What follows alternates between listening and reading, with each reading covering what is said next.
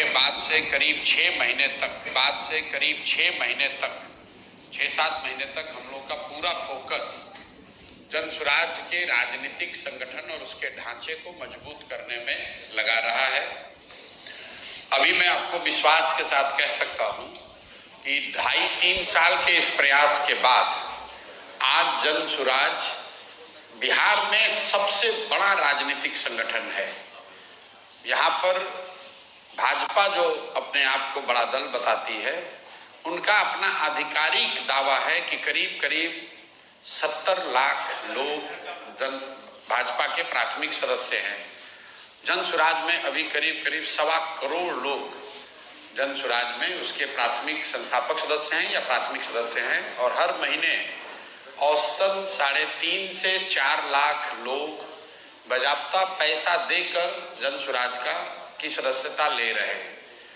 अब जून महीने से हम लोगों ने जो इसका राजनीतिक कैंपेन है वो शुरू किया है, बिहार बदलाव यात्रा के नाम से, जिसका लक्ष्य ये है कि बिहार की जनता को जाकर ये बात बताई जाए कि आज से 50 साल पहले जिस जयप्रकाश नारायण की क्रांति ने, आंदोलन ने सबसे पहले ये नारा बुलंद किया कि सत्ता परिवर्तन नहीं, बिहार में, देश में व्यवस्था परिवर्तन होना चाहिए।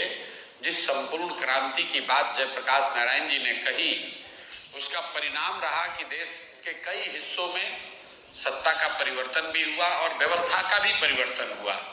लेकिन दुर्भाग्य से बिहार में सत्ता का परिवर्तन तो हुआ, लेकिन व्यवस्था में कोई परिवर्तन नहीं हुआ। ये मैं क्यों कह रहा हूं? वो इसलिए कि जब ये आंदोलन जयप्रकाश जी का हुआ तो आप आंकड़ों को देखेंगे तो 1975-77 के जमाने में भी देश का सबसे गरीब और पिछड़ा राज्य बिहार था। 1990 में जब लालू जी मुख्यमंत्री बने तो भी देश का सबसे गरीब और पिछड़ा राज्य बिहार ही था। 2005 में जब नीतीश जी मुख्यमंत्री बने तो भी देश का सबसे गरीब और पिछड़ा राज्य बिहार था। और दुर्भाग्य देखिए कि आज 20 बरस नीतीश जी के मुख्यमंत्री रहने के बाद भी देश का सबसे गरीब, पिछड़ा, अशिक्षित, पलायन वाला राज्य बिहार ही है।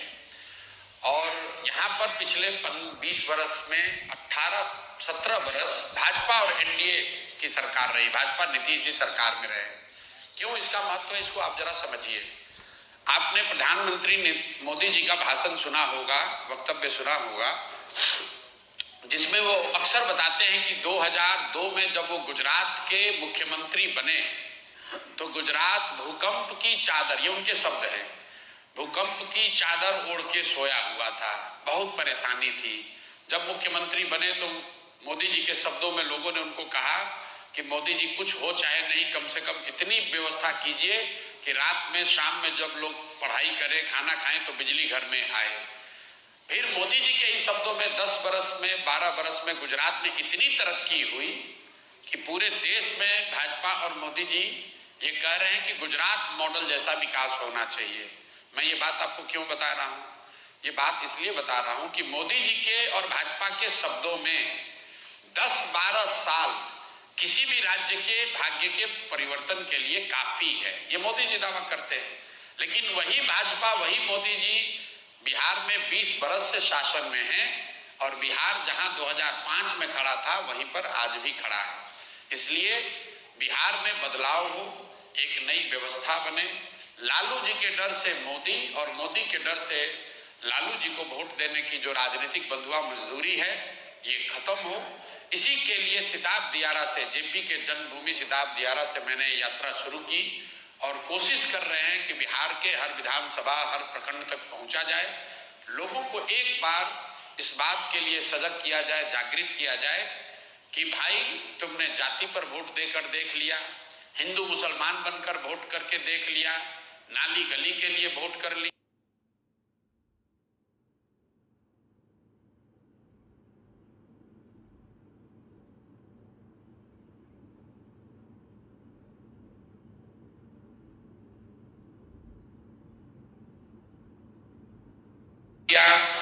मंदिर मस्जिद के लिए वोट कर लिया, 5 किलो अनाज के लिए वोट दे दिया, लालू नीतीश मोदी के लिए वोट दे लिया।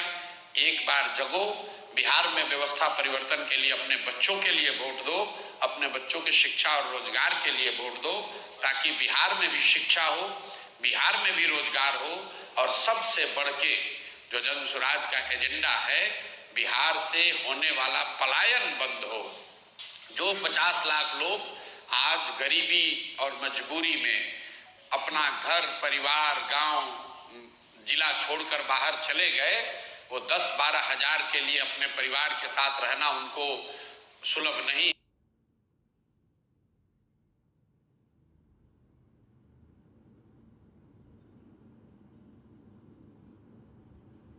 है। वैसे लोगों को साल भर के अंदर बिहार में वापस लाया जाए, उनको 10-12 हजार का कम से कम रोजी रोजगार की व्यवस्था की जाए। इसी संकल्प को लेकर हम लोग ये प्रयास कर रहे हैं।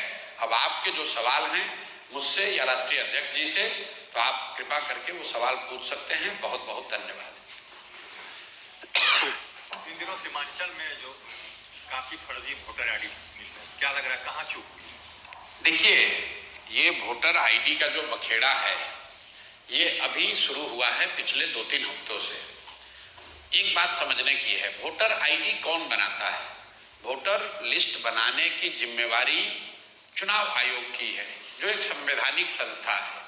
वो हमारे आपके या किसी दल के अधीन नहीं है। हर साल उनका काम है कि जब भी चुनाव हो तो एक संशोधित वोटर लिस्ट बने, उसकी शुद्धता, उसकी स्वच्छता बनाए रखना चुनाव आयोग का काम है। अभी 1.5 वर्ष पहले बिहार में चुनाव हुआ, पूरे देश में चुनाव हुआ। उसी वोटर लिस्ट से देश की पार्लियामेंट का जो सबसे बड़ा सदन है, इस देश का लोकतंत्र का सबसे बड़ा मंदिर है, जिसके जरिए यहाँ के प्रधानमंत्री का चुनाव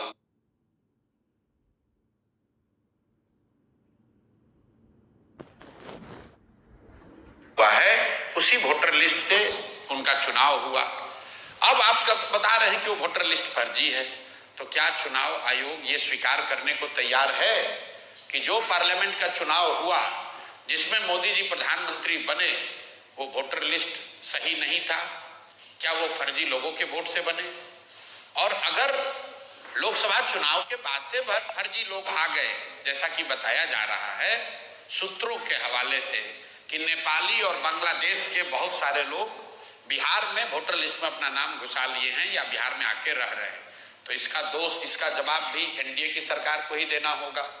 क्योंकि लोकसभा चुनाव के बाद बिहार में मोदी जी की और नीतीश जी की ही सरकार है, तो आपने ये कैसे अलाउ किया कि बांग्लादेश से लोग आकर यहाँ रह रहे हैं? आपका प्रशासन क्या कर रहा है? आप अगर नेपाल से लोग आकर बिहार में वोटर लिस्ट में नाम जोड़ रहे हैं, तो बिहार सरकार की पुलिस और प्रशासन क्या कर रहा है?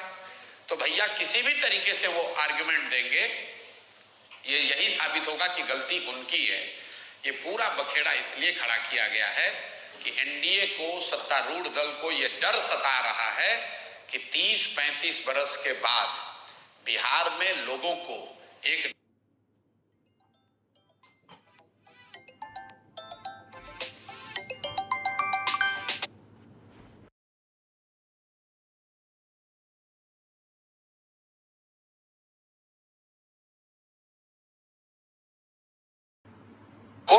जो प्रवासी मजदूर हैं, जो गरीब हैं, जो इस व्यवस्था से के मारे हुए लोग हैं, जिनको इस व्यवस्था और इस भ्रष्टाचार से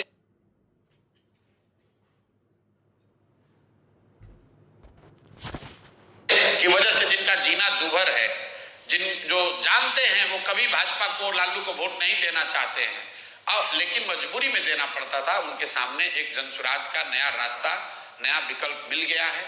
तो अब भाजपा वाले, एनडीए वाले कोशिश कर रहे हैं कि इस तरह के युवा, इस तरह के प्रवासी मजदूर या समाज के वो वर्ग जो भाजपा एनडीए के खिलाफ वोट देने वाले हैं, उनको वोटर लिस्ट के शुद्धता के नाम पर उनको परेशान किया जाए और जहां तक हो सके उसका नाम काटा जाए।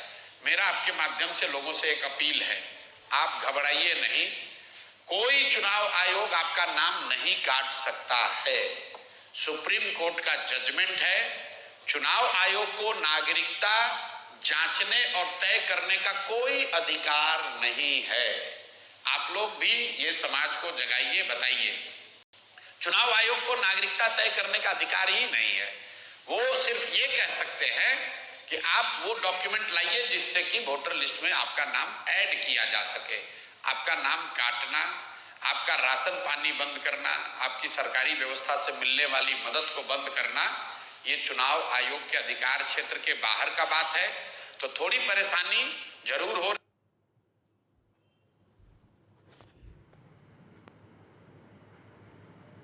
नागरिक उसकी जिम्मेवारी है कि वोटर लिस्ट में उसका नाम रहे, वो वोट करे ताकि बिहार में लोकतंत्र को ये थे जिंदा रखा प्रशांत जाए। किशोर और जो भाजपा और जन एनडीए के लोग स्वराज पार्टी चुनाव से आयोग के जरिए पिछले बिहार दरवाजे इलेक्शन से में जीत हासिल करना चाहते हैं, उनके वोट मंसूबों को कटने के कामयाब लेकर नहीं के होने दिया जाए।